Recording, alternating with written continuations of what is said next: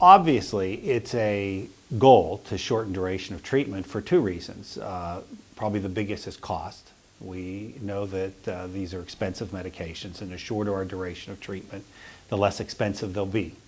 The studies presented here at EASL look at that, and what you see is up to 80% of the patients can be treated and cured, but we no longer accept 80% as an adequate cure rate.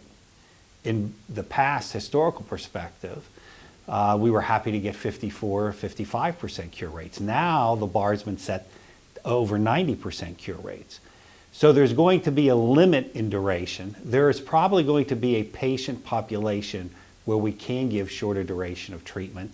The specifics of that population are yet to be identified. I think it's incredibly unlikely that we're going to get another set of medications that's going to be taking less than 6 to 8 weeks.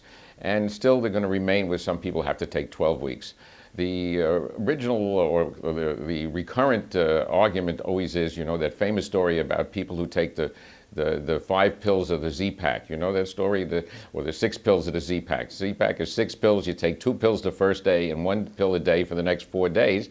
And the traditional survey of people who do this shows that nobody takes more than 3 pills, or the average person doesn't take more than 3 pills, so that the longer you take it, the less likely you are to complete the treatment program.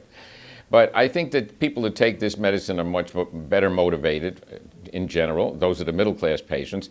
And the patients who are taking these medicines because they're going to an HIV or a Medicaid clinic or something, they are people that are being more carefully monitored anyway by their doctors because they're aware of the fact that these people are not necessarily very compliant.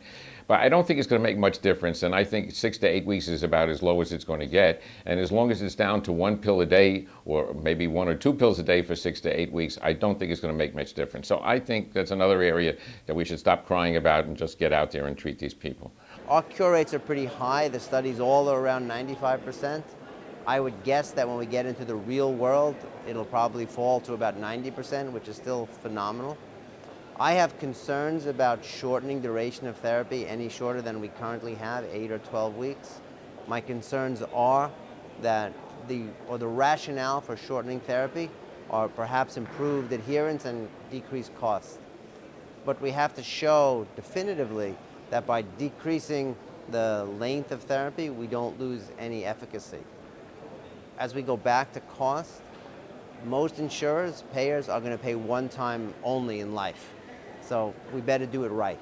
And cutting it short and not curing people is a risk, especially as we're learning specifically at this meeting that with shorter duration of therapy, we may have more resistant variants that develop, making it harder to retreat. So I think the concept of short is a good one, but we really have to prove it and prove it carefully. It's a tremendous relief to our patients, given the fact that these new agents and combinations really don't have much side effects and very well tolerated.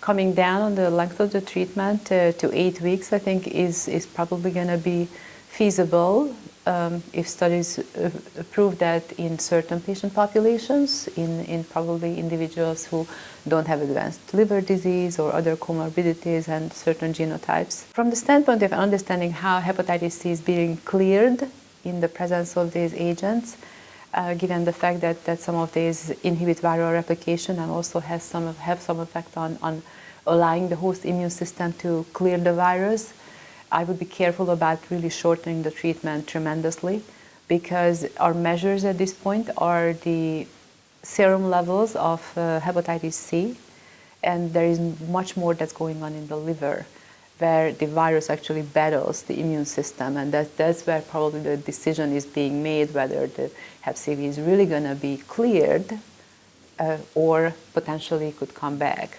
So I think in terms of shortening the treatment, there might be some patient populations that could be a little shorter, but I don't think that this is going to be just a week or two treatment, because hep C is a very kind of stubborn virus when it comes to clearing by the immune system, and even in the presence of these very good drugs, there's still going to be need for complete eradication of the virus at the level of host and immune interactions. The barriers to shorter treatment are probably twofold: viral, which is inability to clear the virus, And then there's probably some innate barriers that might be genetic dealing with the host who has the virus.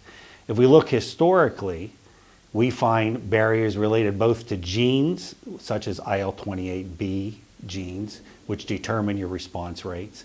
And there are probably others that determine that response rate. And then we look at where the host is in duration of disease. In other words, how sick is he? People who have cirrhosis typically need a much longer duration of treatment than those who don't have cirrhosis and who are naive to treatment. Experienced patients tend to need longer treatment. So it's going to be a combination of barriers between the host and between the virus itself. I think there is promise for shorter treatment, yes. What we have now it seems to be very appealing and seems to work, and I think it's just a matter of getting it so that it works on all the genotypes, and again, try to reduce it. There's still a few out there that take 24 weeks, so we got to get that down. That's a long time, so we got to get that down to 8 to 10 weeks, but that we can do. We do know from the earlier studies that not all hepatocytes get infected with the hepatitis C virus, but there are various ways that hep C can actually get around in the circulation and also can get from an infected hepatocyte to a naive hepatocyte. And those are mechanisms that are very complex, and in order to really have the eradication of the virus at the level of the immune response, multiple entire orchestra of immune cells needs to come together to achieve that final effect of virus eradication that is not going to happen in a matter of just a few days.